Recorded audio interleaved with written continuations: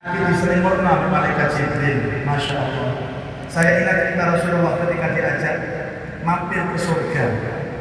Orang yang masuk surga itu Bapak Ibu baru 1 hari masuk surga dan merasakan nikmatnya surga. Dia ditanya oleh malaikat, hai penduduk surga, bukankah dulu kamu orang yang susah di dunia? Nang donya loro-loro naik, kering naik. Sering difitnah orang, sering dikucilkan orang, sering dihina orang. Apakah kamu ingat 80 tahun hidup di dunia susah seperti itu?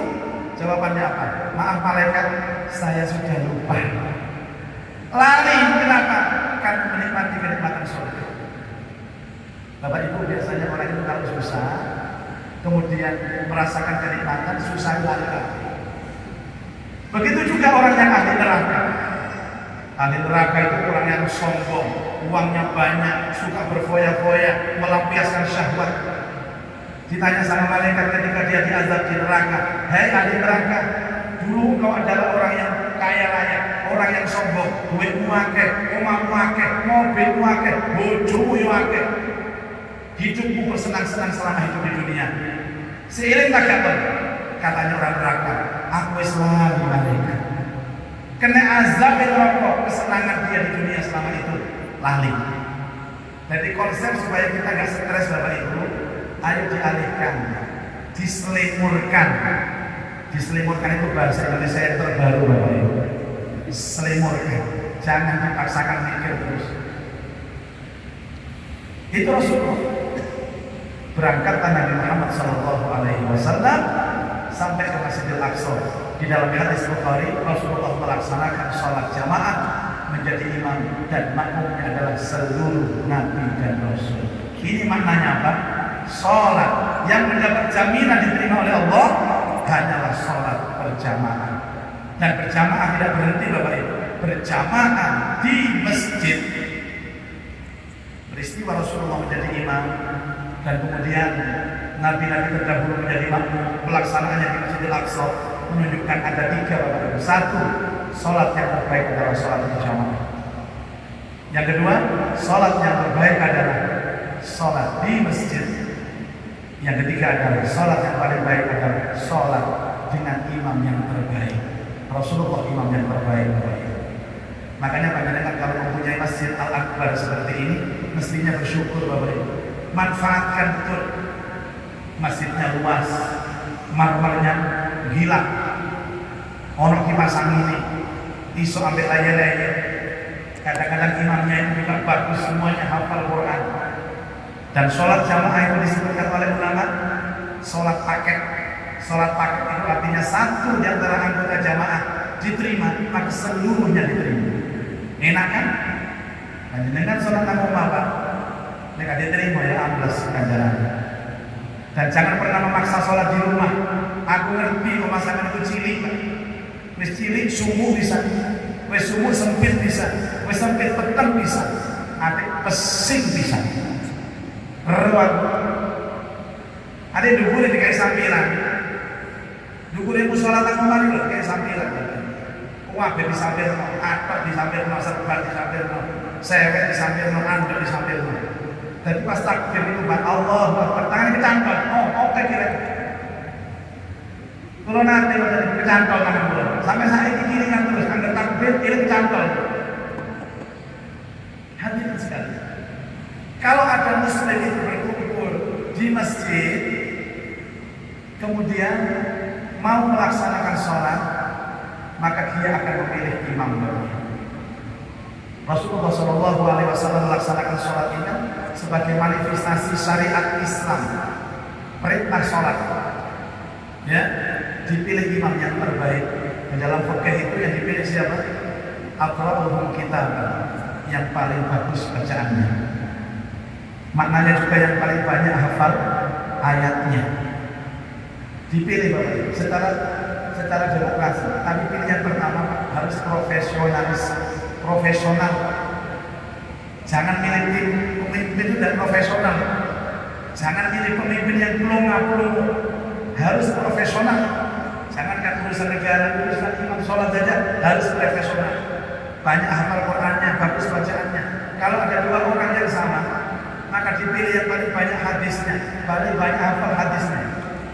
Ternyata hadisnya betul-betul paling bagus pemahaman fikihnya. Ternyata fikihnya juga sama-sama paham. Baru nomor 4 dicari siapa yang paling tua umurnya. Jadi tua umurnya itu menempati kriteria yang nomor 4. Gak usah imam tua itu usah. Yang muda-muda kata-kata sing tua-tua gak gelem ngali, gak gelem kata. Padahal suara wis lemah, nafasnya udah. Siratal ladzina an'amta itu nafas kelima. Siratal ladzina an'amta alaihim ghairil. Ada gerakannya pelan. Allahu Akbar. Sami Allahu liman hamidah. Mun udah diimam ini. Khusus sholat jahri terutama maghrib bisa subuh, cari imam yang masih muda, suaranya bagus, hafalannya kuat, nafasnya panjang, bacaannya bagus, supaya jamaahnya betah di masjid. Walaupun ayatnya panjang, jamaahnya senang. Tadi sing tuwek Ustaz, sing tuwek dikai sholat zuhur ambil asar kamu nih. Nek sing kurang tambah ono sholat jenazah. Cilik mati bisa. Hadirin, setelah berjamaah dengan para nabi dan rasul, ini hikmahnya jamaah. Imam ini harus orang yang paling disukai. Nabi-nabi mulai Nabi Adam, Nabi Idris sampai Nabi Isa, semuanya cinta kepada Rasulullah. Makanya imam ini harus disukai oleh makmum. Kalau imam itu benci sama makmum, batal jamaahnya. Apa ada Pak? Makmum benci imam? Ada. Kenapa Pak? Imamnya hobinya utang, tapi kan nyawur. Akhirnya benci kan dengan ini. Hadirin, Bapak Ibu, lo bagaimana kita menilai Bapak Ibu? Caranya disensus. Kalau separuh lebih dari jamaah keting sama imamnya, batal jamaahnya. Seandainya jamaah Masjid Al-Akbar ini ada 100 orang, 51 suka sama imamnya, yang 49 benci sama imamnya, sah jamaahnya. Bandingannya begitu. Karena disukai dan disepakati, maka makmum wajib taat kepada gerakan imam apapun. Imam takbir, melot takbir. Imam rukuk, melot rukuk. Imam sujud, melot sujud. Imam salam, harus ikut salam. Kalau melayani, batal Anda, dianggap makmum mufarrid. Kadang-kadang mentang-mentang di sujud yang terakhir itu sujudnya agak lama, sujudnya suwe makmum. Imamnya wis tangi akhir-akhir sujud terus Pak. Sama imamnya salam sujud terus jamaah. Waktu ditinggal oleh imam, hilang imam. Bukan paham Pak. Tapi imam pun juga manusia biasa. Imam bisa salah. Maka dalam fikih kesalahan imam ada 3. Satu kesalahan yang ringan, 2 kesalahan sedang, 3 kesalahan fatal. Kesalahan ringan itu Bapak Ibu adalah salah bacaannya. Kalau salah bacaannya, jamaahnya harus mengingatkan. Saya ingat dulu ada profesor dari Jakarta datang ke sini mengisi pengajian tafsir. Saya waktu itu jadwal imami, karena saya menghormati beliau, saya suruh beliau untuk menjadi imam. Tak pikir profesor Al-Quran itu bisa imami, Pak. Ternyata enggak. Sholat Isya beliau waktu itu baca surat Al-Hasyr. Di surat akhir itu yang ada asmaul husnanya. Wallahu alladzi la ilaha illahu al-malikul quddus salamul mu'minul muhaimin. Bingung bulat dia. Al-mu'minul muhaiminul mu'minul muhaiminul mu'minul muhaimin. Jamaahnya banyak yang hafal. Sebelah selatan mukmin, yang utara muhaimin. Mukmin muhaimin, tambah bingung deh. Akhirnya gak tuntas itu surat, dioper ganti al-kafirun, bulat pisan. La a'budu ma ta'budun wa la antum a'buduna ma a'bud wa la ana a'budu ma a'bud wa la antum a'buduna ma a'bud wa la ana a'budu. Bulat kakak-kakak, tidak selesai. Akhirnya diganti kul huwallahu ahad, baru selesai. Mari salam makmum grundel kabeh, ket mau kul bula yo yen nama imam. Kan bulat-bulat sampai. Yang kedua, kesalahan sedang. Jika imam itu salah rakaat Bapak Ibu, misalkan sholat zuhur mestinya 2 rakaat harus tahiyat awal, ternyata imamnya berdiri Allahu Akbar. Ini pun ada aturan mainnya. Jamaah bapak-bapak ucapkan subhanallah hanya 1 kali saja, pertanda bahwa imamnya salah gerakan. Subhanallah, imam mengatur. Kalau dia belum tegak berdiri, dia turun, nanti tidak perlu sujud sahwi. Tapi kalau dia tegak sekadung, kalau balik dilanjutkan sah, tapi di akhir harus sujud sahwi. Itu fikih namanya. Karena kadang-kadang imam ini ditegur Pak, gak ngerti kesalahannya apa. 2 rakaat Allah ngadeg sak masjid subhanallah tak. Aku salah apa ya? Wah kita nomor saya. Yang ngono imam gak terima. Pisan subhanallah tak direken sama imam dibalik namanya subhanallah tak direken sama subhanallah dikai Bapak Ibu maaf, ini bukan lapangan sepak bola Pak, ini masjid. Panjenengan ngomong subhanallah cuma sekali saja, peringatan buat imam. Mau dihiraukan, mau tidak dihiraukan, terserah. Dan itu hanya berlaku untuk bapak-bapak. Kalau ada jamaah ibu-ibu, jangan ikut subhanallah. Makanya bapak-bapak harus siap.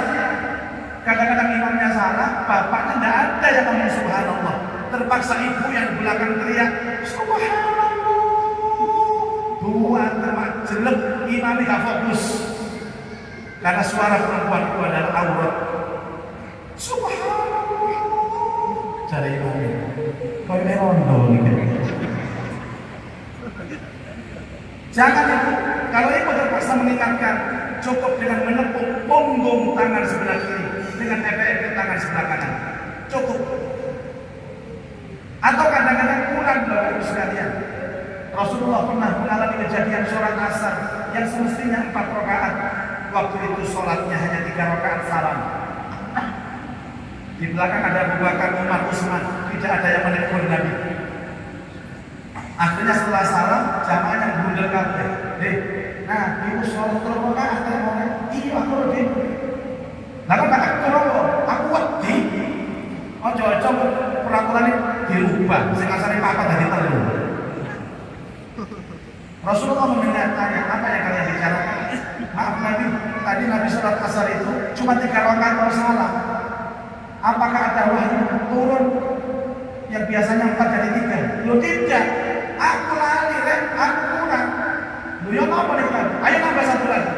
Nabi berdiri mengajak orang yang masih ada di masjid as-salatu jami'ah nambah 1 rakaat dan sebelum salam Nabi sujud sahwi. Itu caranya Bapak Ibu. Tapi yang diajak itu yang masih ada di dalam masjid. Sewis mulai jangan. Mungkin kejadian di Masjid Al-Akbar kurang 1. Akhirnya nambah 1. Ayo Pak, nambah 1. Allahu Akbar sing masjid. Sing wis budal nang kromo ya jangan. Kemudian pun balik aja nambah 1. Nah, Bapak Ibu sekalian, baru kesalahan berat jika imamnya itu batal karena kentut. Itu namanya tidak bisa dimaafkan lagi. Jika seorang pemimpin melakukan kesalahan yang berat, maka tanpa diminta oleh rakyatnya turun, dia harus mengundurkan diri. Itu namanya gentle. Imamnya berdoa ngentut, ada ngentut pas sujud. Ya apa kira-kira? Sujud, mau ditemui jalan sujud. Makmumnya sujud kabeh. Jadi semua imam yang sujud ditelok hilang. Tidak boleh Bapak Ibu. Jangan menjadi imam yang picik. Kalaulah harus lengser ke peraboan, keluar dari jamaah, jangan sujud, tapi tunggulah sambil berdiri. Naik dulu Allahu Akbar, sehingga seluruh jamaahnya tahu kalau imamnya ini mau mufarqah, mau meninggalkan makmumnya. Dengan cara apa?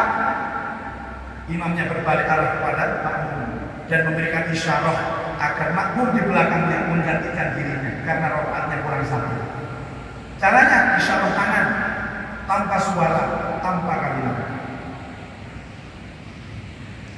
Nah, harus paham langsung maju. Itu namanya makmum paham, imam paham. Iki imamnya paham, makmum gak paham.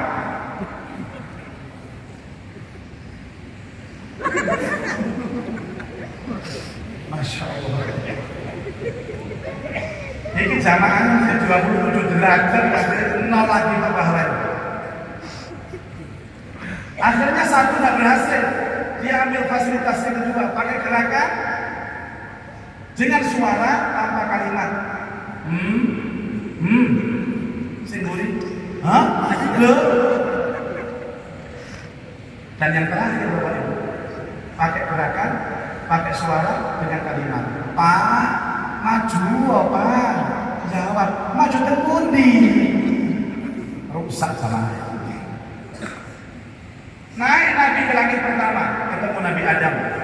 Naik langit kedua, ketemu Nabi Yahya, Nabi Isa. Naik langit ketiga, ketemu Nabi Yusuf alaihissalam. Naik langit keempat, ketemu Nabi Idris. Yang naik langit kelima, ketemu Nabi Harun. Naik langit keenam, ketemu Nabi Musa. Naik langit ketujuh, ketemu Nabi Ibrahim alaihissalam.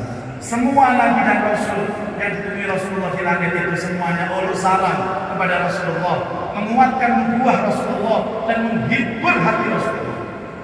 Bapak Ibu, tip yang ketiga, nek sampean sumpek, stres, galau, sampean golek kiai, golek ulama sing senior. Sebagaimana Rasulullah bertemu dengan nabi-nabi seniornya, dikasih nasihat, ya Muhammad, apa yang menimpamu sekarang sesungguhnya pernah menimpa kami semuanya. Itu dalam bahasa Qur'annya apa? Massahumul ba'sa wad-dharra wa zulzilu hatta yaqula rasul wal ladzina amanu ma'ahu mata nasrullah. Makanya biasanya Bapak Ibu, orang yang hidupnya susah cerita nang koncone. Tapi koncone luwih susah kok awake, biasanya terhibur. Ibu-ibu curhat kepada kawannya, Mbak, curhat Mbak. Mana apa Mbak? Bojoku minggat Mbak. Minggat? Minggat? Maksudnya apa? Ya ini, minggatnya wis petang wulan itu. Minggat petang wulan? Iya. Bojoku petang tahun Mbak. Langsung maulid, assalamualaikum, ya Mbak. Orang itu jika melihat atau mendengar berita yang lebih berat dari dirinya, biasanya hatinya kan tenang. Itu motivasi Rasulullah bertemu dengan Nabi dan Rasul. Puncaknya Rasulullah langsung surga di Sidratil Muntaha. Inilah kenikmatan yang terbesar yang dirasakan oleh Rasulullah pada saat Isra dan Mi'raj, bertemu dengan Allah. Rasulullah mengawali dengan menyapa Allah, at-tahiyyatul mubarakatus shalawatut thayyibatun lillah. Kehormatan, keberkahan, rahmat, salawat hanya milikmu ya Allah. Itu sapaan Nabi. Nabi menyapa dijawab oleh Allah, assalamu alayka ayyuhan nabi wa rahmatullahi wa barakatuh. Selamat salam untukmu wahai Nabi. Nabi senang Pak disapa sama Allah, ingat dengan umatnya itu. Dan Nabi mengatakan assalamu alayna wa ala ibadillahi sholihin. Keselamatan bagi kami dan orang-orang yang soleh.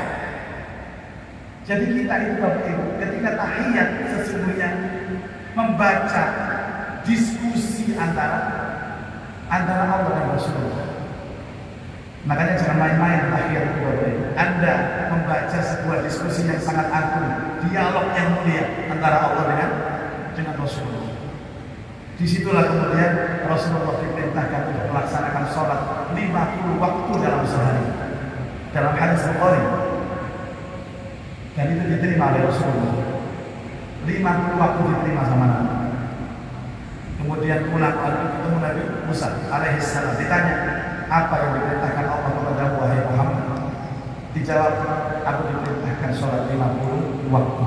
50 waktu? Iya. Kamu terima? Iya. Kon gak mikir umatmu. Kembali ke Allah. Minta keringanan. Tawar. Umatmu tidak akan mampu melaksanakan itu. Nabi balik lagi. Minta keringanan, dikasih keringanan bertahap 10 jadi 40, 10 jadi 30, wirawiri Nabi sampai terakhir 5 kali sehari. Ketemu Nabi Musa ditanya lagi, tinggal berapa Muhammad? 5. Kembali lagi, 5 itu masih berat Muhammad. Apa kata Rasulullah? Maaf Musa, aku sudah malu dengan Allah. Aku sudah malu dengan Allah. Jadi dia ini pun senang kenyang kan, gak wisin. Nabi malu, ya malu kepada Allah. Pulang Rasulullah Shallallahu Alaihi Wasallam dan menceritakan kepada seluruh masyarakat Mekah tentang peristiwa yang terjadi. Beliau menceritakan tentang perjalanan, ketemu dengan kafilah, ketemu dengan ini, ketemu dengan itu. Orang-orang Mekah yang pernah ke Palestina tanya, apakah kamu tahu tentang bangunan ini, tentang pohon ini? Semua dijawab oleh Rasulullah dengan jawaban yang sangat gamblang dan jelas. Dan orang yang mendengarkan itu semuanya heran dengan itu. Semuanya heran. Tapi keheranan itu memunculkan 3 karakter manusia. Satu, ada orang yang benci kepada Rasulullah semakin benci. Ada orang itu yang imannya lemah, banyak yang murtad. Dan ada orang yang imannya kuat, semakin kuat. Makanya saya selalu mengatakan bahwa di dalam setiap ujian apapun yang ditimpakan Allah kepada kita, pasti akan memunculkan 3 karakter manusia. Manusia mukmin, manusia kafir, dan manusia munafik. 2 tahun kita diuji oleh Allah dengan pandemi COVID, dan 2 tahun pula muncul 3 karakter manusia ini, antara mukmin, kafir, dan munafik. Saya tidak tahu kita ini termasuk yang mana, Bapak. Yang kafirkah, munafikkah, atau mukminkah? Mudah-mudahan kita termasuk yang mukmin. Amin. Keimanan diuji oleh Allah, keislaman diuji oleh Allah lewat Isra Mi'raj. Yang 3 adalah ihsan. Bagaimana bentuk ihsan itu, Bapak Ibu? Tentang fungsi sholat dan tujuan sholat sendiri. Apa tujuan esensi sholat? Tanha 'anil fahsya'i wal munkar, mencegah pelakunya dari perbuatan keji dan munkar. Bapak Ibu boleh bertanya, kira-kira tanda-tanda orang yang sholatnya diterima itu apa? Apakah bisa kita lihat dari raut wajahnya? Oh, sing diterima itu wajahnya padang, wajahnya corong. Jadi mari atus. Karena sing ngumus-ngumus masa gak diterima. Oh, tidak, Bapak Ibu. Bahwa orang sholat diterima atau tidak dilihat dari akhlaknya, perilakunya, karakternya. Karena semua gerakan sholat, semua doa-doa di dalam sholat itu sesungguhnya adalah membangun akhlak dan membangun karakter. Satu saja contohnya, Bapak Ibu. Coba lihat kepada saya, lihat semua ke depan ya. Tatap mata saya. Saya takbir, Allahu Akbar. Ketika saya takbir, saya mengucapkan Allah Maha Besar. Tangan saya angkat, wajah saya angkat kemana? Jangan kalau takbir atau ikhram wajahnya angkat kemana? Ke atas, ke depan, atau ke bawah? Oh, belakangnya. Kelilipan, Pak. Atau maju. Nah, tadi yang paling betul apa? Melihat tempat sujud. Dan tempat sujud itu apa? Tempat sujud itu adalah tanah. Kita membesarkan nama Allah, tapi kita melihat tanah dan memberikan pelajaran kepada kita apa? Dari tanah kamu diciptakan, dari tanah kamu dikembalikan, dan dari tanah kamu dibangkitkan. Minha khalaqnakum wa fiha nu'idukum wa minha nukhrijukum. Apa maksudnya? Salat mengajarkan kita tawadhu, rendah hati, Anda masuk. Jadi orang yang kelihatannya bagus salatnya, tapi masih sombong, salatnya hanya pada batas gerakannya, tidak sampai pada hati. Demi Allah, Bapak Ibu, wong ning nek salate apik mesti gak sombong. Doa inna sholati wa nusuki wa mahyaya wa mamati lillahi rabbil alamin. Ya Allah, hidupku matiku hanya Engkau. Itu artinya setia, Pak. Loyal. Suami yang sholatnya bagus setia sama istrinya. Istri yang sholatnya bagus setia sama suaminya. Seorang anak buah yang sholatnya baik, dia akan setia dengan atasannya. Mengajarkan kesetiaan, mengajarkan loyalitas, mengajarkan tidak sombong. Dan banyak lagi, Pak, pendidikan karakter yang dibangun dengan sholat oleh Nabi Muhammad dalam peristiwa Isra dan Mi'raj. Inilah peristiwa yang luar biasa dahsyatnya dan fenomenal oleh Nabi Muhammad SAW dalam membangun keimanan kita, keislaman kita, dan keihsanan kita. Mudah-mudahan menjadi keterangan yang manfaat dan kita semakin paham apa hakikat Rasulullah SAW diperjalankan oleh Allah dalam begitu cepat waktunya. Mudah-mudahan menjadi pintu hidayah kita dan kita mendapatkan ilmu yang manfaat. Al-Fatihah. A'udzubillahi minasyaitonir rajim. Bismillahirrahmanirrahim. Alhamdulillahirabbil alamin. Arrahmanirrahim. Maliki yaumiddin. Iyyaka na'budu wa iyyaka nasta'in. Ihdinas siratal mustaqim. A'udzubillahi minasyaitonir rajim.